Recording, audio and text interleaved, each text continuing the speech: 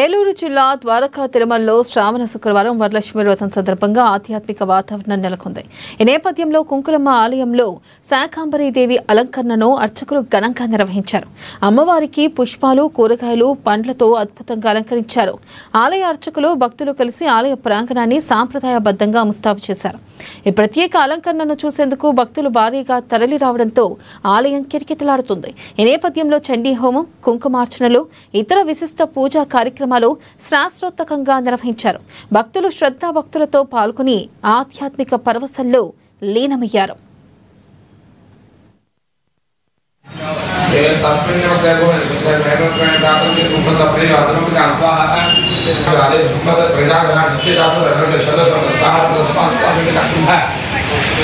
सोलकपालपाशमिदुरे खड्गं कनं किम्भिमं बिभ्रणं करपङ्कजैः श्रीनयनां नागाष्टभूषान्वितां नानाकोटिकान्तसूर्यसदृशीं नासोज्ज्वलदोषणां रक्तालम्बितहेमकुण्डलधरां श्रीरेणुकामाश्रये శ్రీ కుంకుళ్ళమ్మ అమ్మవారు ద్వారకాతిరుమల గ్రామం మొదట్లో కుంకుడు చెట్లు స్వయంభూగా ఆవిర్భవించి పిలిచినంతనే పలికే చలన తల్లిగా భక్తుల చేత కొనియాడబడుతున్నారు.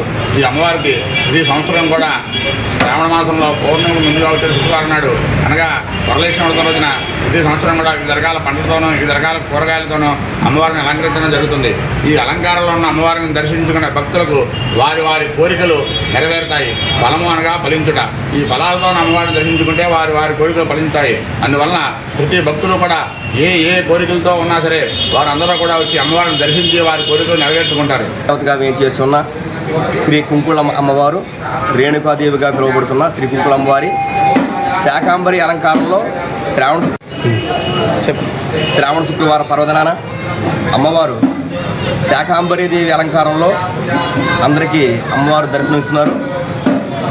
శ్రీ గ్రామదేవతగా కొలువుంచుతున్న శ్రీ కుంకుళమ్మ వారి ఆశీర్వాదం ప్రతి ఒక్కరికి ఉండాలని చెప్పని, శ్రావణ శుక్రవారం పర్వదినాన అందరికీ అమ్మవారి దీవెనలు ఉండాలని, ఎల్లవేళలా అమ్మవారి కాచి కాపాడాలని కోరుకుంటూ, అమ్మవారి అనుగ్రహం, కృపాకటాక్ష ఎల్లవేళలా సర్వజనులందరూ ఉండాలని చెప్పని, మా గ్రామదేవత పేరు ఉంది. మా గ్రామదేవతగా ఎన్నో తరతరాల నుంచి అమ్మవారు మమ్మల్ని, మా గ్రామాన్ని, సర్వజనులందరినీ కంటికి రెప్పలా కాపాడుతూ ఎలవేల్పుగా నిలిచిన కుంకుళమ్మవారి ఆశీర్వాదం అందరూ ఉండాలని కోరుకుంటూ కంపల్సరీగా ఇక్కడ అమ్మవారిని దర్శించుకుని వస్తాం. చాలా పవర్ఫుల్గా అనుకున్నట్టుగా అవుతుంది. ఎవ్రీ తప్పకుండా వస్తాం. ఈరోజు అలంకరణ అయితే చాలా చాలా బాగుంది. శాకాంబరి అవతారం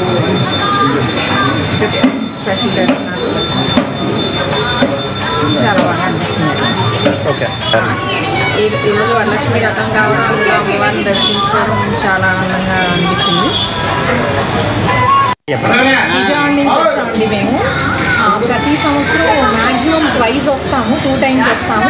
బట్ ఈసారి అనుకోకుండా అయ్యవారి దర్శనవారం వెంకటేశ్వర స్వామి దర్శనం చేసుకున్న వెంటనే కంపల్సరీ ఇక్కడికి వచ్చి కానీ వెళ్తాము. అండ్ ఈసారి మా అదృష్టం ఏంటంటే వరలక్ష్మి వ్రతం రోజు వచ్చాము. అండ్ చాలా బాగుంది, అలంకారం కూడా స్పెషల్గా చేశారు. అండ్ నిజంగా చాలా బాగుంది. అండ్ మాకు ఒక బిలీఫ్ కూడా ఏంటంటే ఇక్కడికి వస్తే అండ్ మేము ఏమనుకుంటే అది జరుగుతుంది. అండ్ కంపల్సరీ ఇక్కడికి వచ్చి పునర్దర్శనం కావాలనుకుంటే డెఫినెట్గా మాకు ఆ ఇయర్లో మళ్ళీ ఇంకొకసారి కూడా వస్తాం.